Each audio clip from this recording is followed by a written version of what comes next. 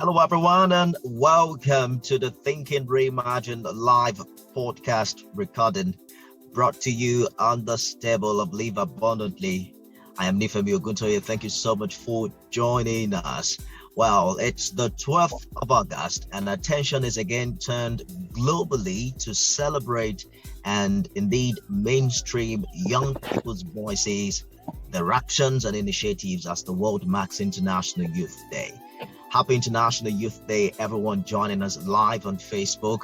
And if you're listening on our podcast, perhaps a few days after Youth Day, we say thank you for joining us. And indeed, we celebrate with every young person listening right now. The theme for this year's observance is transforming food systems, youth innovation for human and planetary health. Indeed, we're told that the world's population is expected to increase by some 2 billion people in the next 3 decades. And with that population explosion comes the issues of the agenda, the 2030 agenda, issues of poverty reduction, social inclusion, healthcare, and the rest. But we're flipping the story today. We're talking about the Nigerian youth, and we're paying attention to the plights of young people in Nigeria. I'm joined by 3 upwardly mobile young folks on this particular conversation. Tawakalit Kareem is a writer, a development communications professional, and an advocate for gender equality. Olufunsho Alufoge is a political analyst and human rights activist, and Oluwatobi Ayodele is a feminist. Well, maybe I'll ask her what a feminist means. A feminist and communications consultant. Hello, ladies and guys. Thank you for joining us. Thank you for having me. Thank you for having us. Good to have you guys around. Let me also introduce to you some journalists who will be asking questions later on in the course of this conversation. Babatunde Ogutime joins us from What's Up Now. Gbenga Akinfenwa joins us from The Guardian. And Maritha Eboluswe is from the prestigious Punch newspaper. Thank you so much, everyone, for joining us. We really appreciate you. So who do I start with? They say ladies first, right? All right, but there are 2 ladies now here. So let's start with the guy. Olufunsho Alufoge is a political analyst and human rights activist. So let's begin with the World Bank report some weeks ago that indicated that 50% of Nigerian youths want to leave the country. And the thing about this report is that it tallies with the 2019 report by Pew Research Center. That particular one revealed that almost half of Nigerian adults have indicated their willingness to leave the country in 5 years. What do you think is responsible for this? When we talk about population migration, we should always look at 2 factors, push and pull. From the angle of push, we are looking at the factors in Nigeria that is making this place unstable or making this place unattractive. And for the pull, we are looking at those factors that make where they are going to more attractive to them. So when we look at Nigeria now, push factors, they include political instability. They include insecurity, economic instability in the country that make almost all your efforts unfruitful. There are those factors that want you to just leave this country and go and do something elsewhere that may not be as productive, but you're in a different location that where you think has your best interest at hand. That's a major reason why many Nigerians want to leave. So it's those push and pull factors that are making people want to leave Nigeria very, very quickly. Sometimes you also wonder, Funsho, how accurate these concerns are or these interests are, particularly when you consider the means and mode with which some young Nigerians intend to travel. The regular migration to Europe and the fact that job opportunities aren't as myriad as it's perceived back here. Talk to us about the main factor that you think is responsible. I mean, is Nigeria really that bad, or we just have a bunch of ignorant young people? For me, the major factor is the economic factor. Yes, economic factor. That's why many Nigerians want to leave. We are regularly graduating in Nigeria every year, both in secondary schools and the universities, and all these graduates, it's always difficult for them to get jobs. Those who get jobs are basically underemployed. And you have potentials. Look at those who have left the country. Those few ones who have left the country and are using their potentials to better these other places they've gone to. It gives a form of hope to those who are still here that if I leave this place, I can do more. The basic thing is that we know that we have the potentials, we know we can do things. It's just that the environments that we find ourselves is not allowing us to do these things that we want to do. Let's look at the angle of cryptocurrency now. It came in as a form of hope, also a means of livelihood. Then suddenly the government put a ban on cryptocurrency in Nigeria. And these are those other things that just make you see that there is just no hope in Nigeria. It's not just what you are living, it's what your parents have lived, what their parents have lived, the stories you've heard of their lives, the stories that you've heard of your parents and grandparents, and you're just saying to yourself, will my story be the same? Let me just take this opportunity and leave this country. You spoke of the means that these Nigerians are migrating out of the country, like that they are going through the Sahara Desert or unsafe means. This unsafe means just basically, it shows us how hopeless, how desperate we have become. How desperate they've become, yes. For people to decide to leave the country through the desert, for people to decide to sit at the anchor of a ship that's going to be on the Mediterranean, that shows how desperate people are. They just believe that I will die here, so let me leave. If I die, I might die there too, but staying here, I know I will die here. How desperate are you to leave this country? How desperate am I to leave this country? Okay, yeah. I would say I am so desperate. And why am I not so desperate again? I am not so desperate because I am privileged. Yes, I am privileged. Not everyone is as privileged as I am. Okay, let me rephrase the question. If you have an opportunity, a job opportunity in Canada in 2021, will you take it? If I have opportunity in 2021, I think the next podcast I'll be speaking to you from Canada. From Ontario. Yes, exactly.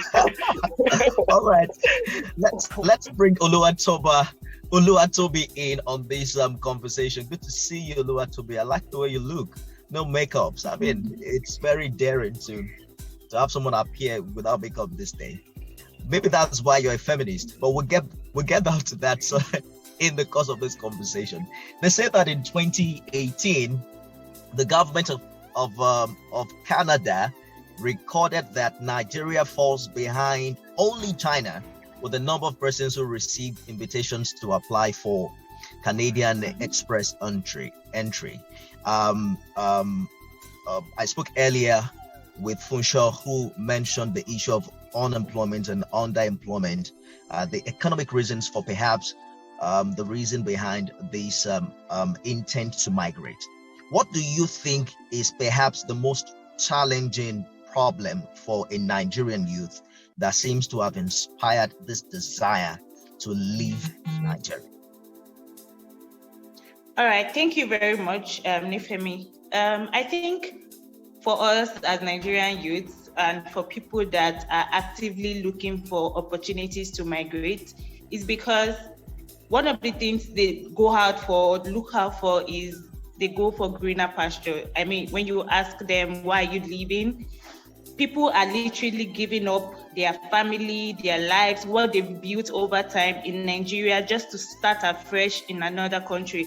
Not because they particularly like it, but because they know that there are better opportunities in those countries. There are better systems in those countries. The system works, at least not perfectly or not 100%, but to an extent where they can, achieve their dreams and goals in no time. So I think that's why most people are leaving. They're not leaving because, maybe they are very patriotic to Canada or to the US or something, but because they have better opportunities there.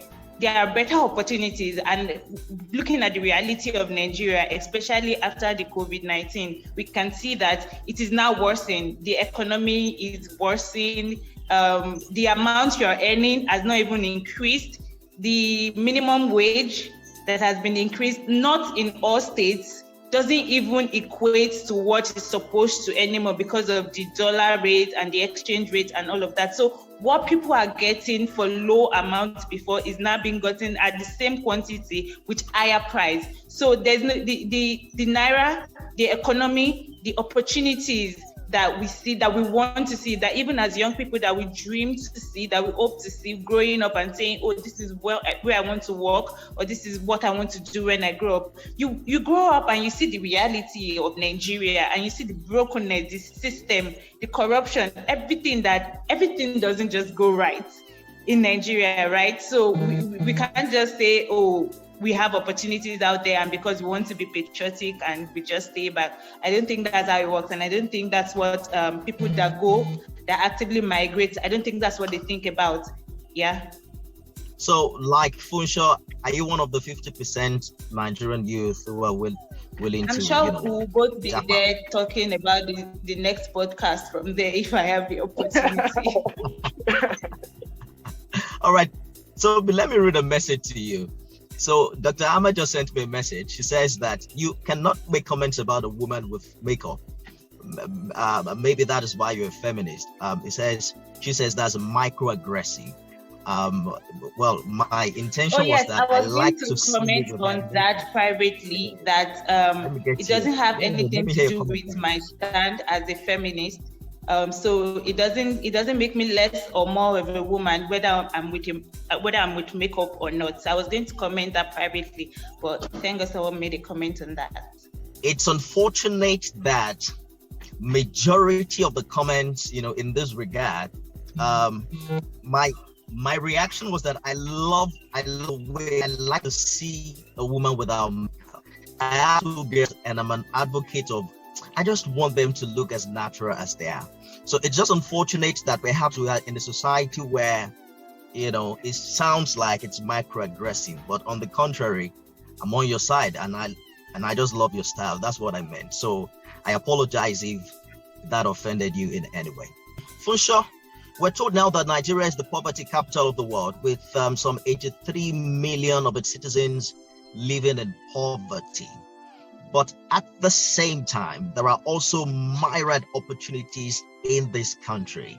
I can't count on my fingers many young people who are doing very well for themselves, who have been educated here in Nigeria, and who are doing business in Nigeria, and who are also making a name for themselves. So how do we marry these two realities? I mean, are we missing out on some points? Are we getting drunk on the negativity and the pessimistic view of what Nigeria is, that we're not even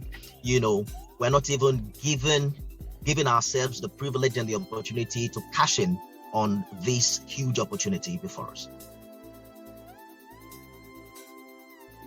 It's true that Nigeria has been identified as the poverty capital of the world.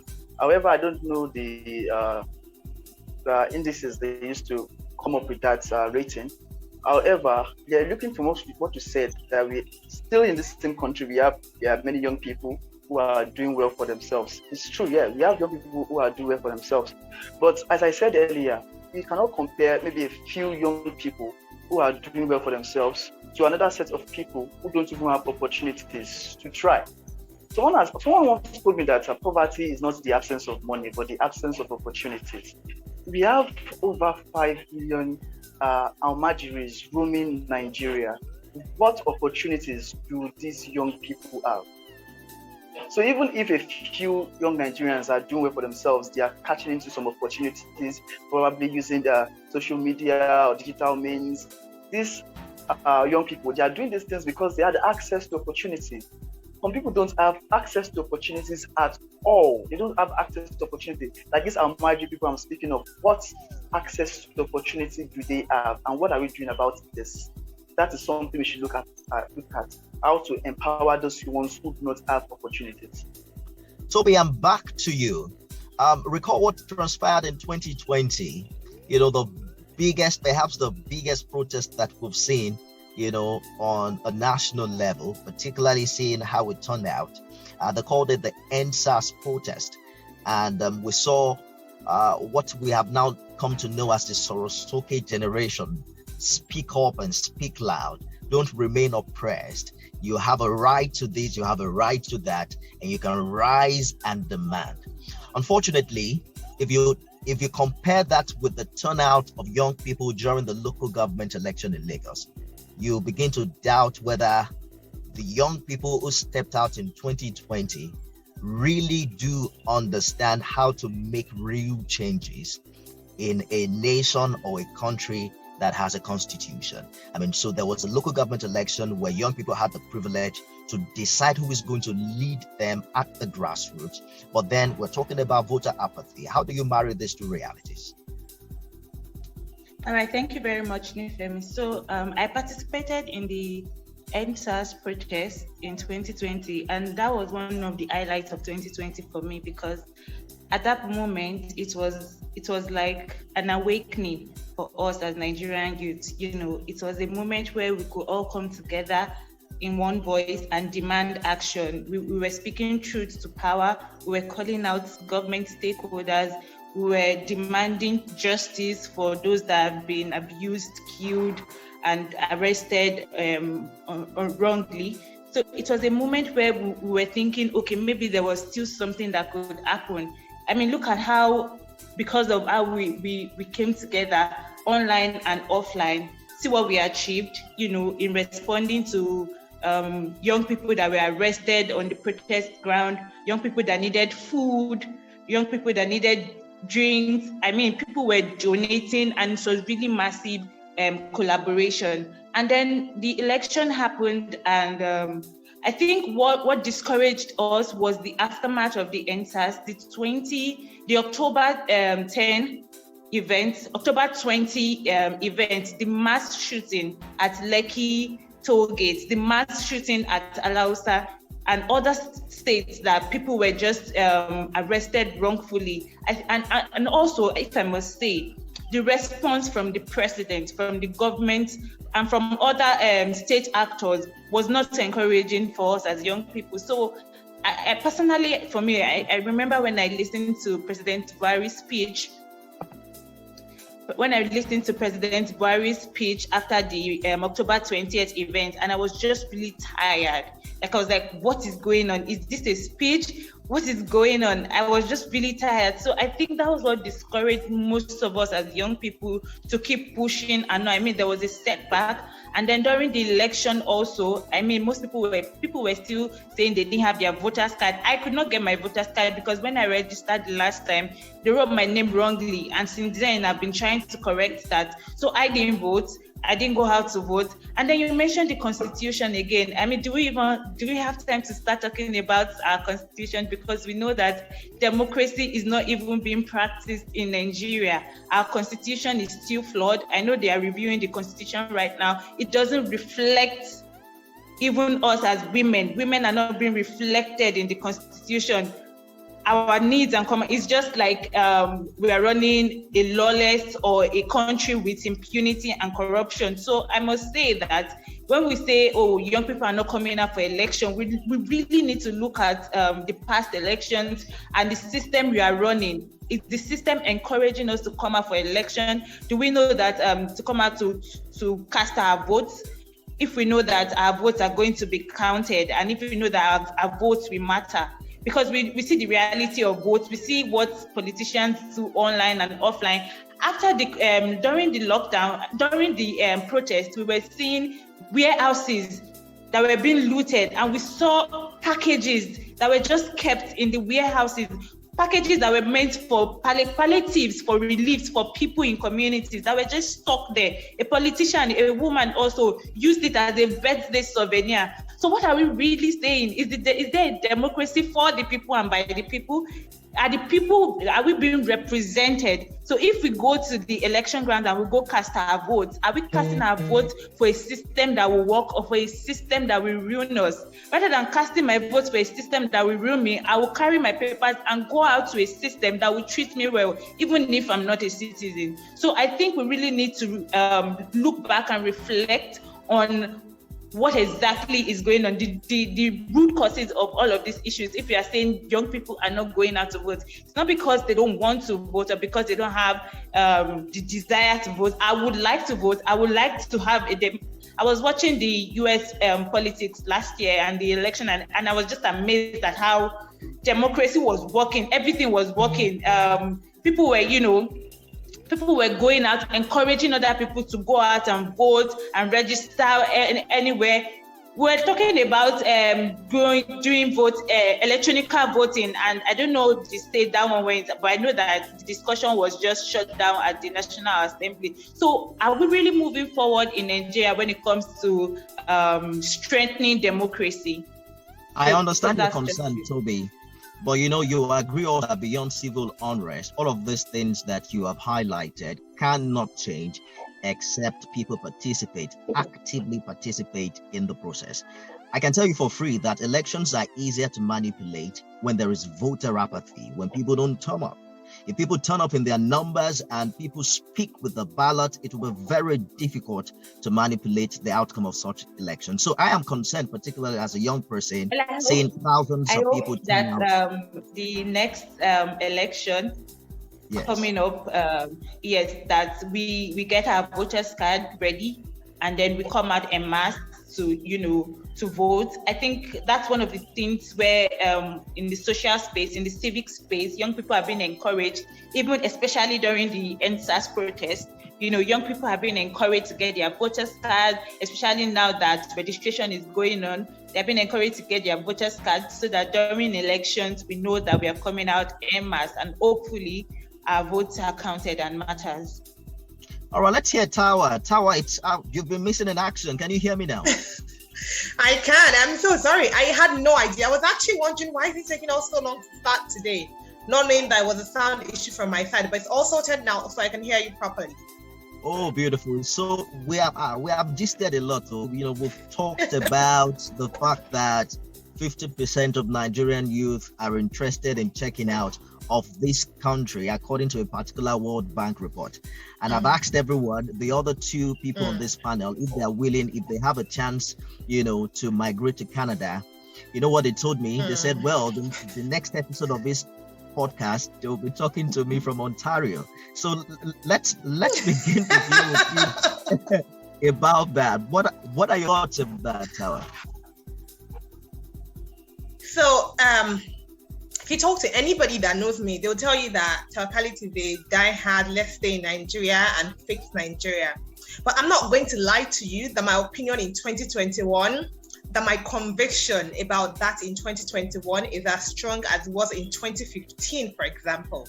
Now, I think that Nigeria has been very dysfunctional for a long time, and we all know that. We knew that, but still we're determined, we're going to stay, we're going to make things work, we're going to contribute, we're going to do our part. And a huge part of what made us say that and actually believe that was that we had hope. Hope is a currency, it's spendable, you can exchange hope. Hope is a currency. We had hope. We truly believed that if more of us just stay and try to fix things and do the work, that it was going to make a difference. So if you ask me, what's the difference the last election, the 2011 election, the hope in the country was palpable. You could feel it. It was like if you stretched your fingers far enough, you could actually touch it. People felt that we were finally stamping our foot down. We're doing something for us. We're making a difference. We're saying that this is enough. We're not going to tolerate this anymore. And then, it turned the way it turned. I feel like personally, based on all of the things that I have seen, if you ask me, 2011 was a turning point in our consciousness as citizens and the things that stopped mattering to us. Because honestly, I love Nigeria, but I don't love Nigeria more than I love myself. I do not. I don't love Nigeria more than I love my family. I don't love Nigeria more than I love the family that I will build. So, and if your cup is only half full, there's only now, I have still not gotten to the place where it's like 100% jackpot, get out of Nigeria. But I'm not at 0% like I was before. So then I think I'm somewhere in the middle where I'm like, yeah, I would really like to go for my master's, get advanced knowledge, advanced information, and then we'll just take it from there. That's how I tell you right now, to be honest. That's how it starts, Alex. I think you meant 2020, right? Was the deciding year for you? No, I would say that the very first election that brought in our current president. So the first one was in 2015, then 2019. Yes. So 2015, that was the turning point in our politics. All right. So I forgot for a minute that I have other senior colleagues on this podcast, and then I know they are thinking, what's wrong with this guy? He forgot us. So let me introduce the other journalists so that they can come in with their opinions and their questions for you. We have Babatunde Oguntimei. Babatunde Oguntimei, what's up now? And then I can tell, congratulations, bro. I can see New Centra on the screen. So let me also say that he's with New Centra. I can see that on the screen behind you. All right. So Gbenga Akinfenwa joins us from The Guardian, and Maritha Ebolosue. Oh my God, I know I murdered that. Forgive me, from Punch. Let's begin with Maritha. Maritha, you have the floor now.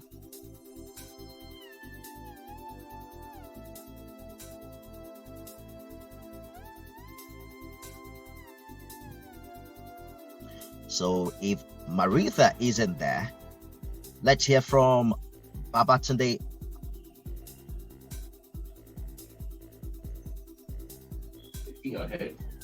Hello. Hello. Go ahead, Babatunde. We can hear you. Oh, thank you very much. I just want to rejoice with youths all over the world today on today's occasion of the International Youth Day.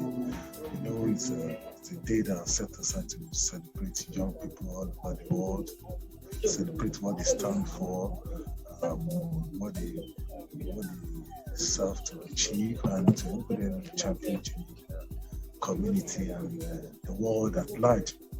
I bumped into a report about a day ago concerning Nigeria. I just want to look at Nigeria, just domesticate it and see how it happens. It says Nigeria was ranked 161st out of 181 on the 2020 Global Youth Development Index. This index measures a series of factors ranging from youth education, employment, health, equality and inclusion, civic participation. I just want to look at riding on the back of this, because the theme of this year's International Day says Youth Innovation for Human and Planetary Health. How are our youths? What level it is right now that our youths have been have been allowed to contribute in most of these national issues, and the youths allowed. Like we hear someone telling us right now that he's looking forward to Japan out of this country if he has a chance. I mean, most of these things happen. I think saying 50% of the youths want to leave the country it's a very little estimation. I think it's even more than that. Not just the youths, the adults too. So that shows you there's so much problem. Youths are not being involved. They are not, they are not being carried along. We heard so many things that happened, especially in the last 2 years, from the NSAS to the Twitter ban and so many other things. These are things that are affecting our youths. Now, the question is, how do we allow the youths to, have a sense of entitlement in all these things going on? Which way forward are we going to? Which way are we going to do? So that in coming years things can change and the youth won't have a reason to want to just take an escape out of this country, and just generally be part of the system. All right. Thank you, Babatunde. Babatunde is talking about how to encourage youth participation. Remember that aftermath the 2020 NSAS protest, states across the federation came up with panels to, really hear victims and talk to people who have complaints in that regard. How do we create structures that Babatunde is talking about to give a sense, of participation to young people, in this country? I always say the solution to this is knowledge. The problem of political party, in my own opinion, goes back to the remove our education system. Yes, some of us are not aware of the importance of the government in a state. What is the role of government in a state? We are not basically aware of this. Most of us are not aware of this. And if we're not aware of this because of the life we've come to live. Imagine during the lockdown and during the lockdown, most of us became vigilantes. We are protecting our own selves. We became our own government. So us becoming our own government has kind of eroded the value or importance of a government in a state. And when we go back to the education system, where they are meant to actually teach this importance, this value of government, what is the role of government, to the students from school, we've realized that this education system is flawed.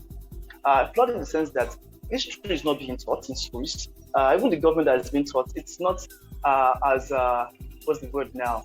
What should I use? It's not taught properly. Yes, it's not taught properly. People are not basically aware of the role of government. So the number one thing that should be done is to teach right from the education system, secondary schools, primary schools, is to teach people to be aware of the importance of the role of a government in a state.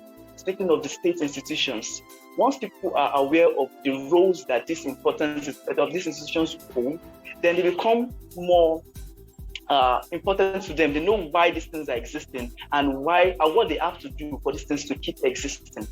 That is a major thing to be done. And then the next thing, please remind me of the other thing you said. I'm kind of going off. Well, I think he mentioned about the fact that even the 50% quoted by the World Bank is inaccurate. He believed that there are quite a higher number of both young and adults who are interested in leaving this country. Fundamentally, the question he was asking was what government can do or how we can engage young people more and give them, a sense of belonging, so to speak, in Nigeria. Okay. Other than the education system, then the next thing is creating opportunities, because it's the major reason people want to leave. People want to leave because they don't see opportunities. They don't think they have opportunities. They are not being listened to. So other than opportunities, you also have to have intergenerational conversations. If you are looking at it that the youth are the ones that want to leave Nigeria desperately, then create a form of intergenerational conversations. We are not saying that all the older ones should leave power. We are saying that we want to do this together because we are alive together. We want to rule this country together. So there should be a form of intergenerational conversation between the youth and the other generation. So right from the schools, educate students of civic education, basically civic education, the government and your role in the government, your role in the state, your role in the continuity of the state. When you are not participating in the state, these are things that happen. And when you participate in the state, these are things that happen. People are not really aware of their civic rights and civic participation, and then lead to political apathy. So the education system should be looked into. Politics should be encouraged from secondary school. That is a major thing. Politics should be encouraged from secondary school. How can we encourage politics from secondary school? Taking students on excursions to witness the assembly sittings, state assembly sittings, taking them to witness state assembly sittings and national assembly sittings also, and creating a form of forum that students of different schools come together and discuss national issues that affect them as a whole. These are ways that will incite the love of politics in the students. And when they grow up, they become more involved in politics and politicizing in their country. I remember when I was in secondary school, and typically before my set and other set for my set, before we became to be selected as a prefect, it's a thing that the teachers will come together and proprietors will come together and select leaders in the school. But during my set, it was changed. It became a thing of politics. We formed political parties, and it was these political parties that vied for positions in school. And that is how I basically incited the love and flair for politics. So I think these things should be incited right from secondary schools. That's a major way to incite the love for politics, in children and youth rather. Let's hear from Guardians, Gbenga, for this question. Gbenga, you have the floor now. It's nice to join this conversation. I must say that things have actually fallen apart in Nigeria, and the set of people that are actually affected, the largest percentage are the youths. So many things are actually happened that even most of us that actually believe in the dream Nigeria are like looking for any opportunity to just leave this country. But I must say that even since we are still in the country and a lot of things have actually happened, I think it's this going generation that are actually causing a lot of this suffering for us. But I must say that we also have roles to play. So that's why I'm actually directing my question to the participant said that as a youth, what are those things, what are the roles we are actually playing to support government to be able to make a good Nigeria? Though a lot of things have actually happened, we have done so many things that are not actually showing. It's like pouring sand inside the river. It's not actually showing. I actually covered the last local government election in Ogun State. And what I actually saw there was actually total voter apathy. And majority of the people that are actually staying away from these polling units, these are the youths. What were they doing? They were playing football and moving away. We are actually saying that we want to correct anomalies in the country, we want to do so better, but what are our parts? We need to play a lot of parts. So that's what I want to actually ask. Maybe we can actually, what are the roles youths can actually play to be able to make sure that this dream called Nigeria is a reality? Fantastic question. Let's hear Tawakalit answer that, and then I'll get to Toby in a moment. Okay, Nifemi, you're going to have to give me quite a few minutes because I'd like to say something about the other question you asked, Funsho. I hope that's okay. Yeah, please go ahead. So, there was this quote on Twitter that I really liked, and it said that you cannot innovate around bad governance. And I think that that's a very interesting point of view. This tweet that I saw on Twitter some time ago, and I thought that was very important and was very necessary for all of us to remember. So I think that there's a lot of responsibility that's placed on the shoulder of Nigerian youths, right? When we complain, they say that we are entitled. It's not that bad. Why are you people complaining about everything? And when we do try to push forward and do things regardless, despite the government, not because of the government, when we try to do things despite the government, it's like, oh, you people push too hard. You're operating too far out of the margin. What exactly can young people do? What exactly can young people get right? So as much as we say, oh, Nigeria is this, Nigeria is that, I mean, I am in love with the internet, right? I think that the internet is an absolute leveler in so many ways.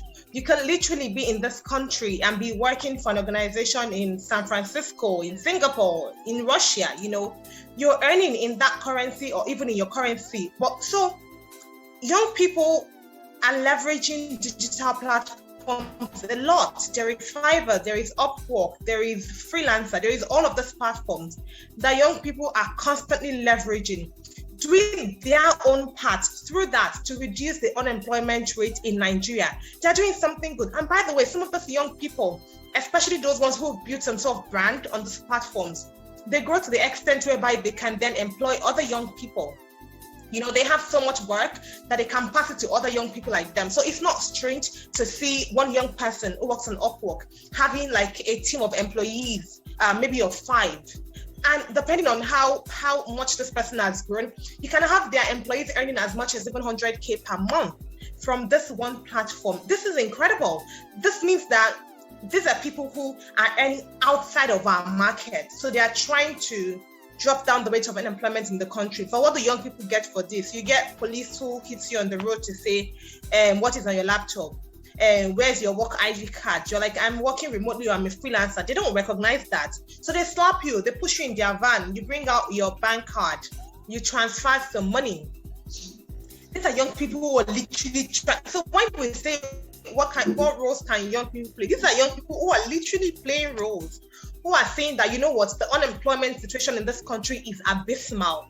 But instead of just complaining about it, I'm going to expand my tentacles. I'm going to look outside Nigeria and just get jobs and try to even employ other young people. And what do they get for it? Extortion, being accused of being criminals, and all sorts of other crazy things.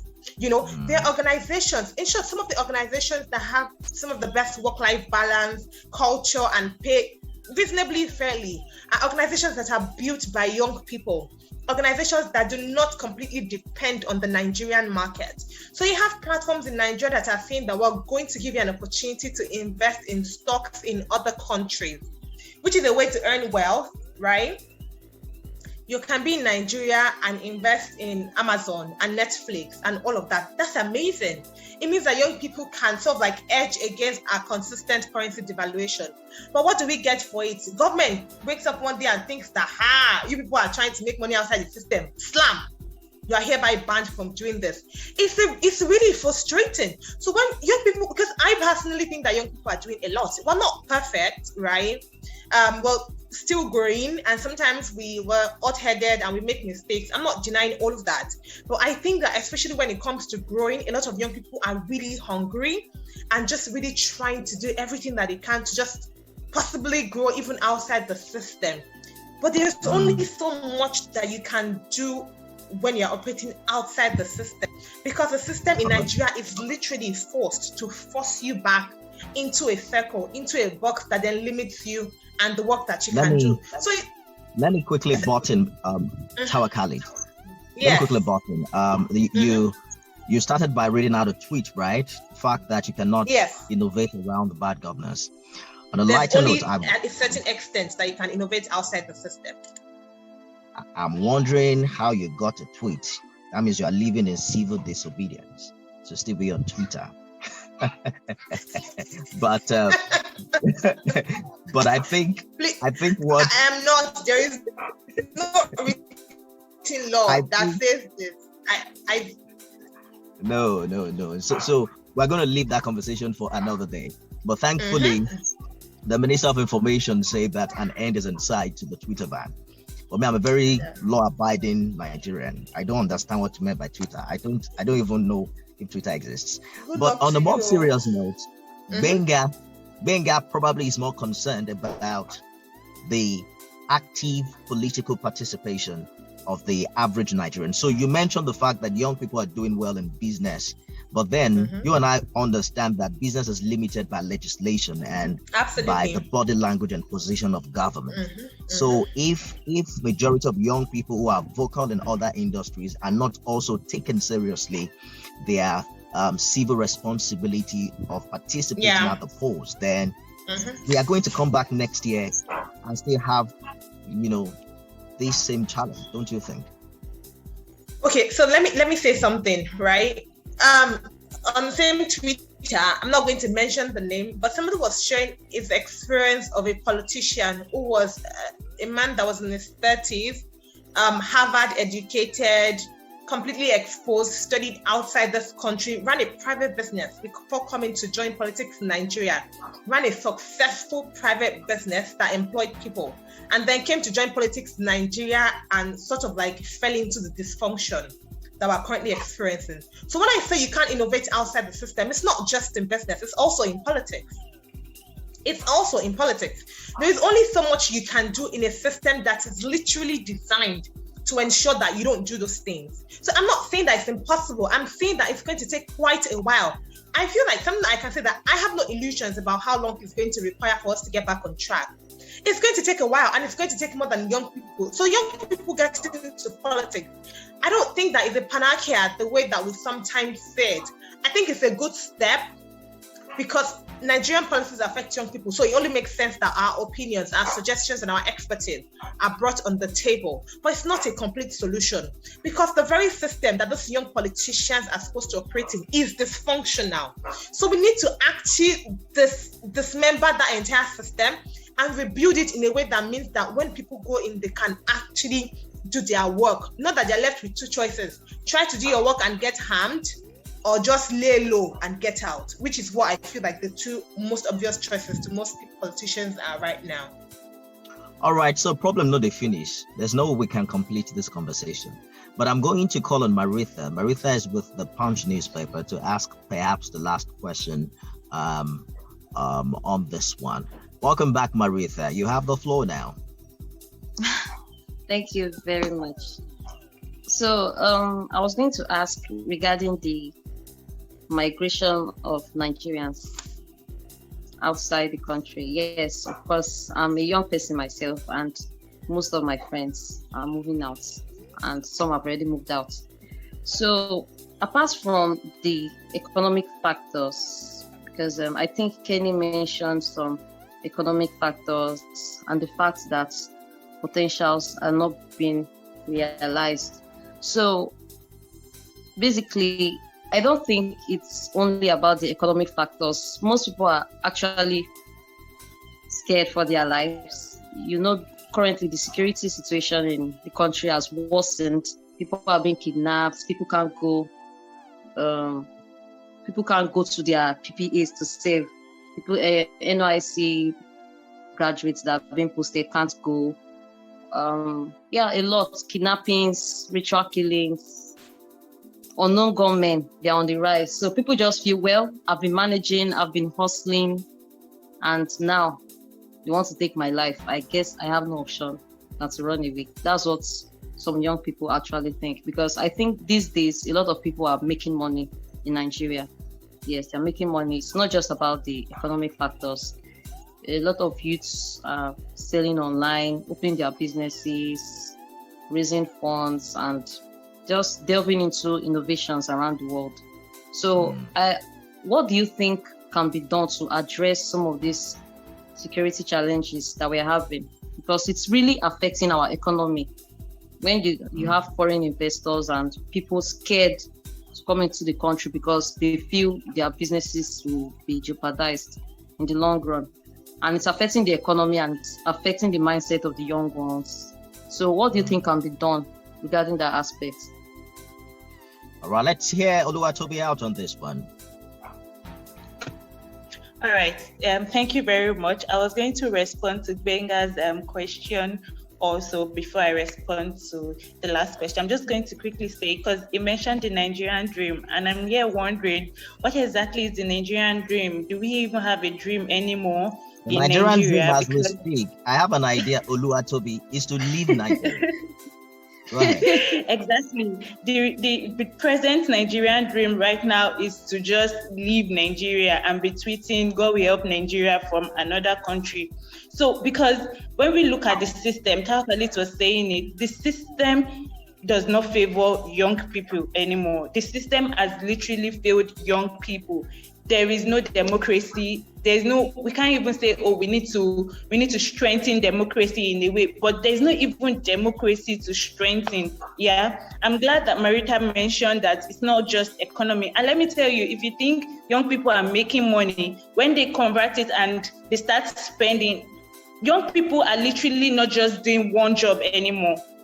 At least the people I know, my friends, even I myself, I'm not doing just one job. Yeah, I'm doing about 2 to 3 jobs, not frequently, but at least I get side gigs and all of that.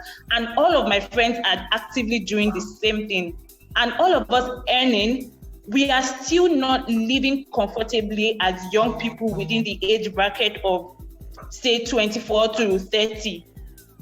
I know my parents, when they talk about how growing up, how they were living, how when they bought their first land, when they bought their houses, and they talk and within the age range of 20-something to 30. And I'm like, we are literally living your life right now, and I can't even afford a car. I can't afford boats every week to work, and I'm working 2 jobs at least. Because when you look at the economy, when you look at the increase in prices of food, in prices of clothes, in prices of everything. You know that literally everything. You know that this money you are earning is being pumped back. You are pushing it back. If you're not spending money on data right now is they just suck it up. So when you think young people are working and they are innovating, Nigeria is not the best place right now when it comes to the economy. It's not the best place right now to say, I'm earning big money and I'm living comfortably, because the economy has been really impacted. And I pray and I hope that we get, a turnover or something. And then the insecurity, I'm glad that you mentioned that, because the insecurity has worsened. And the major people that are affected are women and girls. I've been speaking to, I'm glad that you even made, because I've been interviewing a lot of women and women's rights defenders recently, and women in Imo, women in Enugu, Anambra, and all of that. And they had a lot of stories to tell. Farmers and traders that they can no longer go to their farms to trade and to farm because of the herdsmen attack. Girls that are being kidnapped and, they get pregnant and they just turn them to wives. Girls that are supposed to be in school. So when we say that, what is the role of Nigeria? What is the role of young people in, achieving democracy? Yes? Let me butt in for a bit. There's also insecurity in other parts of the world. There's an issue of shooting in America. The Go-Kada CEO was killed, I think, in New York just last year. Are you saying that it is better to die in America than to die in Nigeria? Yes, actually. But I'm just going to buttress that again, that we know that there's insecurity everywhere in the world, but we can see the system that works for them when it comes to, corruption is everywhere in the world. We are not denying that. But how is the system building back in Nigeria? Are we even acknowledging that there is a problem in our country? Are we even acknowledging that, there is need to include young people? Look at young people are putting us on the map. Musicians, sportsmen, men and women are look at the last Olympics, for example. We heard that their wares and the materials they needed to use were being suspended, or they were being hijacked somewhere. I didn't even know the story. They had to use Twitter the Twitter that was banned or that is still banned. They had to use it to beg before they released the materials that they were going to use that was being sponsored by a private organization. So what are we talking about? Because young people are actively working, like Tawakalit said. Young people are putting us on the map. But how is Nigeria encouraging young people? How is Nigeria building back the system? Are they even acknowledging that there is a fault in the system, or because they are very comfortable in enjoying the system that benefits just them? So what if we say, young people are not, we have the roles already and we are playing them. We are playing them in so many ways and we are exhausted, and that is why we are leaving. Yeah, leaving. Please let me know how you guys are leaving so I can follow you.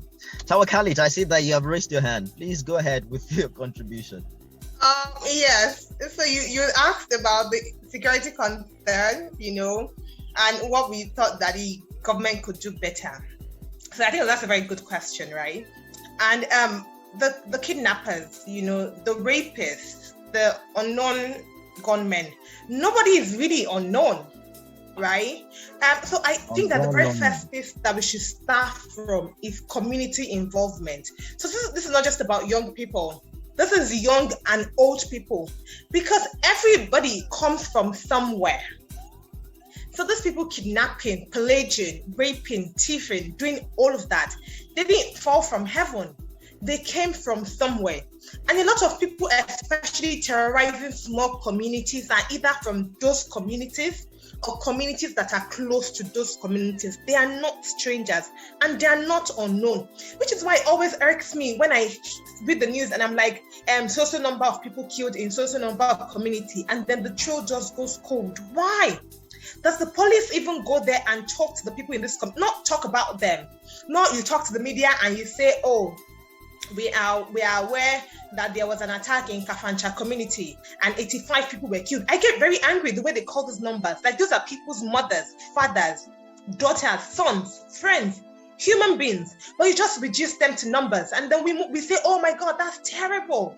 And then we're all very outraged until the next time when it happens again and another person dies. So as bad as things are in the Northeast, I know that one of the ways that these people are trying to fight back is by building community units that defend their own communities and provide information to law enforcement agents. I really think that there's a gold mine of information there that the government and other relevant agencies are not taking advantage of enough. Actually talk to these communities. You might have professional expertise as a security personnel, as a politician, as all of those fancy things. But the people who live in that community have lived experiences, which is just as valuable as all of the professional experiences that your degrees give you. So talk to those people. They know who is doing this thing. They know the person's motive. They're the ones who can tell you things like, oh, this person did not go to school, or maybe this person is a farmer and then something happened, he lost his farm, and so he started working with certain groups. They will literally download life histories for you. Our security agencies will be able to understand more about the motive behind all of this going on. I don't think that these things are just, maybe some of them are random, but I don't think that all of them are just random. Like, why is all of this even happening? Do we even know why?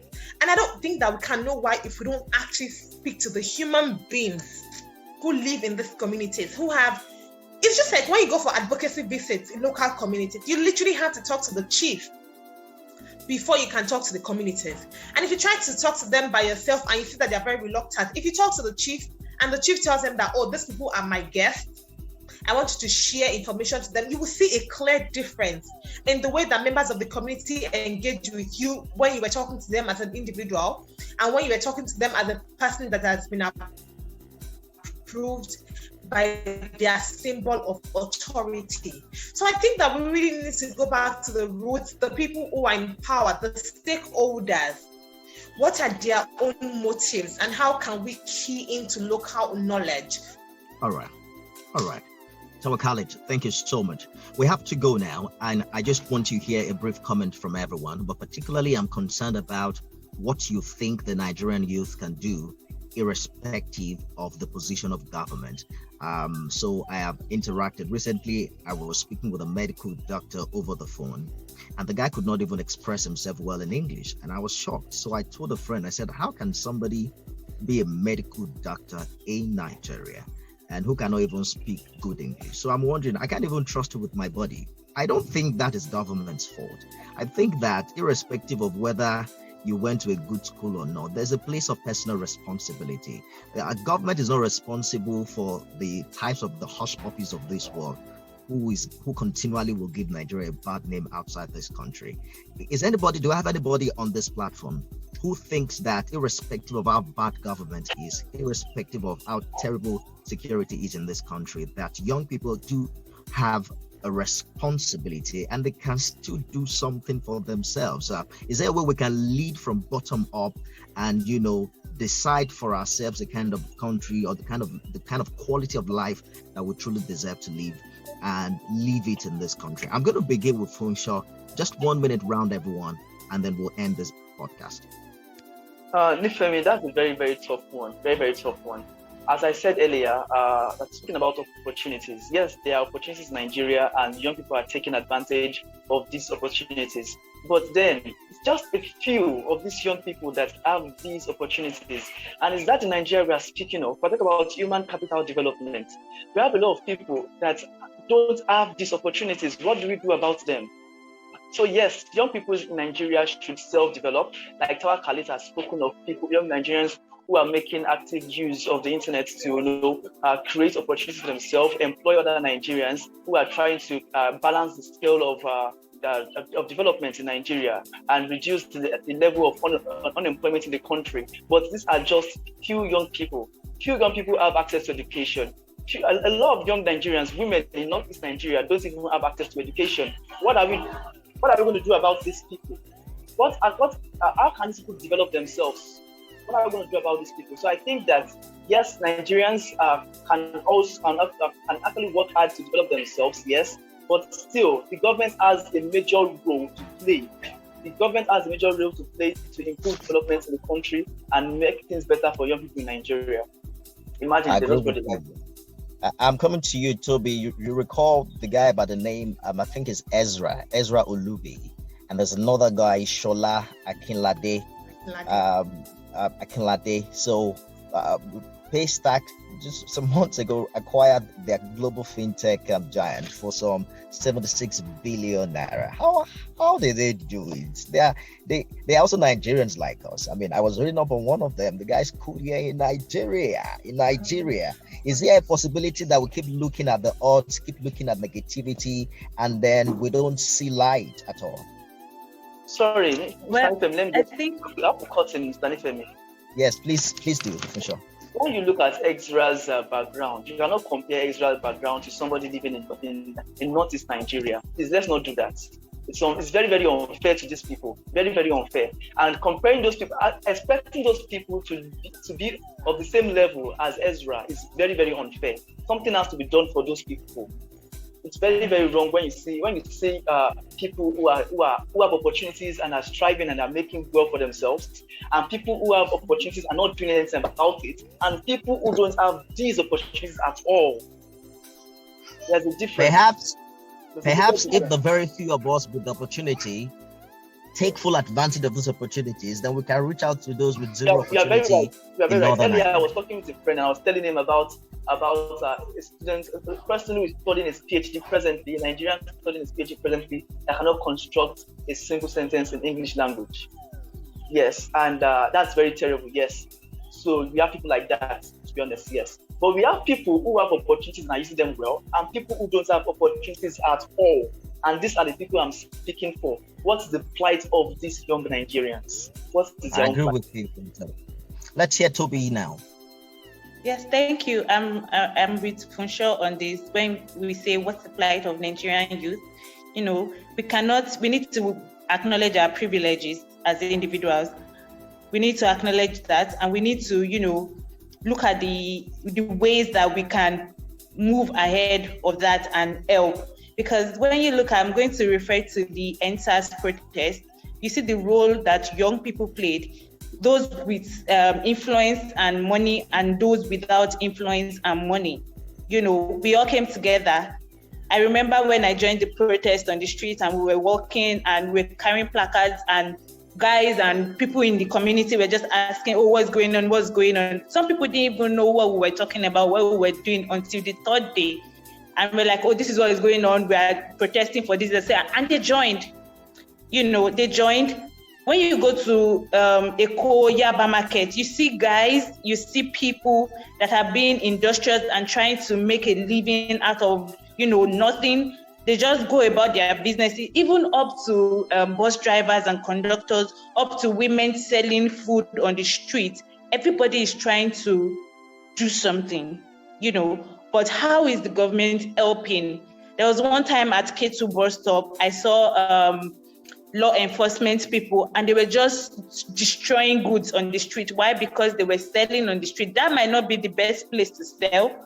You could have just said, leave this place. Of course, we know that Nigerians will always come back and all of that. But are you providing a place for them to stay, to sell their goods? Rather than just, tearing, scattering and destroying the little that they have. And you see these women just begging. So we have a lot of people that are doing something, and we have a lot of people that want to do something, but they don't have the opportunity to. So it's important that our government, they don't just say, young people should go out and do something. Go out and do what? It's like saying during the lockdown where they say everybody should stay at home. What about people that were homeless? Stay at home. Stay where?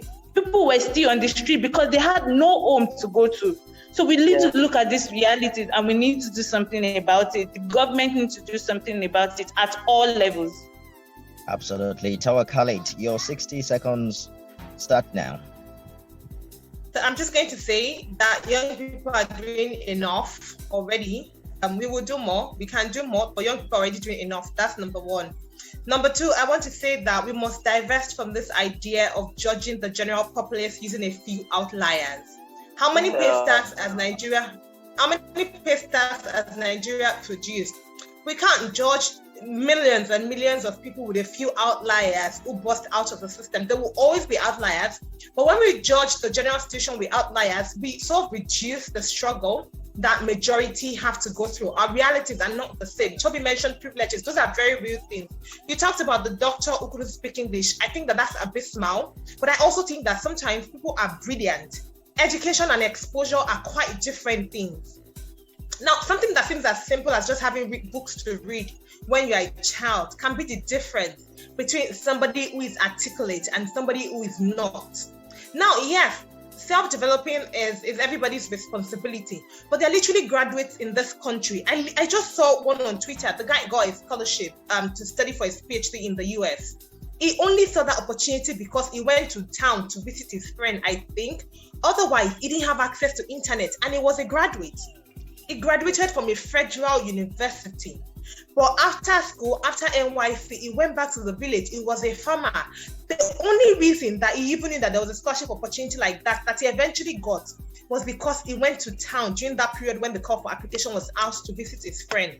If he hadn't gone to town, it means that something as seemingly simple as internet would have prevented him from accessing that opportunity, even if he was qualified. So when we talk about young people striving, we must also talk about the structural barriers that literally impede the chances that they have to access this opportunities. So even though the internet has democratized opportunities, how many people have access to the internet? I know that when we're on Twitter and Instagram, it feels like all Nigerians are on Twitter and Instagram, but they are not. More of us are off the digital divide is greater than we think. There are more people who are still existing in the analog age than the ones who are existing in the digital age. Now, I mean, the government certainly has work to do, but like I was telling one of my friends yesterday, I think that's something that all of us can do, is to do for one person. You know, we're constantly looking for how to do the big things. So what if you don't have an intervention that can affect 10 lives positively? Can you choose one child that you can send to school if it's something that you can afford?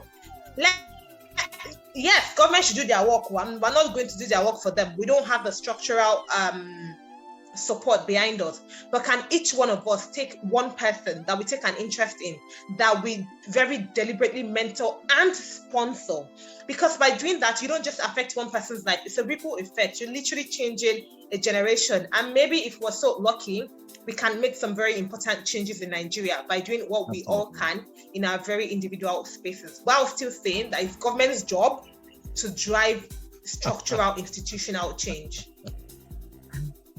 All right, so I agree with everyone that leadership, that everything rises and falls on leadership. I agree with you. But please let me add this one. Agree with me or not, personal opinion. So I used to have this friend who's a journalist who works with a federal government-owned radio station. His salary at that time was 70,000 naira, but he had too much free time. You know, the thing with federal government job, you go to work, you don't do anything, and then, people just choose to live that kind of life. And then he decided to, take interest in a totally different profession, did some courses here and there, and he left. So when he told me he was leaving the job, I was a bit concerned for him, but he told me that, well, I'm exploring other things. The last time I spoke with him, guys, guess what? This same guy now earns ₦1 million per month. I mean, that's just from someone who just chose to see, the opportunity. So I understand that there are people who are not privileged at all, but I'm also saying that young people who are listening and who are watching right now should be challenged. This is Nigeria of 200 million people. That's the least. You will have more opportunities here than you may have in another country based on your training and your profession. And I think that young people should take advantage to, look inwards and, just challenge themselves. Some people are just underemployed.